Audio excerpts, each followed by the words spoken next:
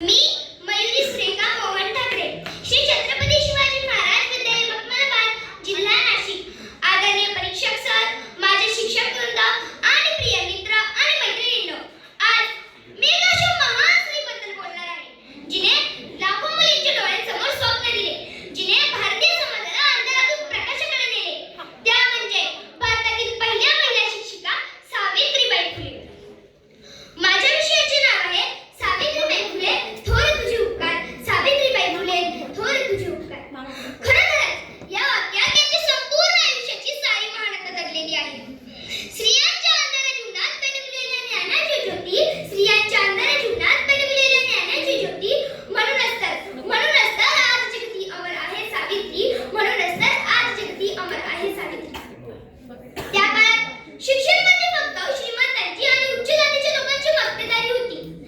मुलींची शाळा तर कल्पनेतही नव्हत्या। मुलगी शाळेत गेली तर तिला संस्कार नाही, भविष्य नाही, अशी चुकीची मते लोकांच्या मनात घट्ट बसलेली होती। त्या काळात केवळ 17व्या वर्षी सावित्रीबाईंनी मुलींसाठी पहिली शाळा सुरू करण्याचा धाडसी निर्णय घेतला। ते शाळेत जाताना रस्त्यात त्यांच्यावर दगड, चिखल, गोची लागली जायची, लोक त्यांच्यावर शिव्या घालायचे, पण त्यांचा निर्धार कधीही राहिला नाही।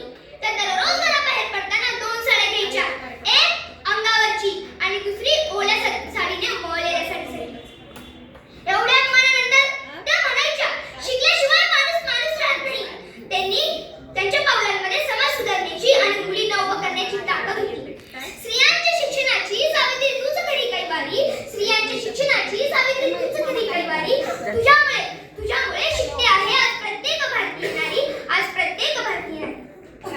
सावित्रीबाई फुले या फक्त शिक्षक नव्हत्या, त्या मानवतेच्या खऱ्या रक्षक होत्या। त्यांनी दलित, बहुजन, कामगार त्यांना शिक्षणाचा अधिकारही नव्हता, त्यांच्यासाठी त्यांनी शाळा उघडल्या। त्यांनी सर्वांसाठी शिक्षण खुलं केलं होतं। त्यांनी समाजाला सांगितलं की ज्ञानाचा हक्क प्रत्येकाला आहे। त्या पहिल्या महिला कवयित्री बनल्या।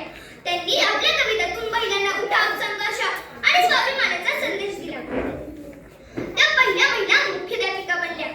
ही गोष्ट आजची नव्हे तर 100 वर्षांपूर्वी केलेलं क्रांतिकारी कार्य होतं। ज्या महाराष्ट्राने शिवराय दिले, त्या महाराष्ट्राने सावित्रीबाई दिल्या। ज्या शिवरायांनी लोकांना स्वराज्य दिलं, त्या सावित्रीबाईंनी ज्ञानराज्य दिलं। आज आपण सर्वजण एकाच वर्गात, एकाच बाकड्यावर बसून शिकत आहोत। यामागे सावित्रीबाईंचा मोठा हातभार लाभलेला आहे। त्यांनी सर्वांसाठी शिक्षण समान केलं होतं। आज मुलगी डॉक्टर, इंजिनियर, पोलीस अधिकारी, वैज्ञानिक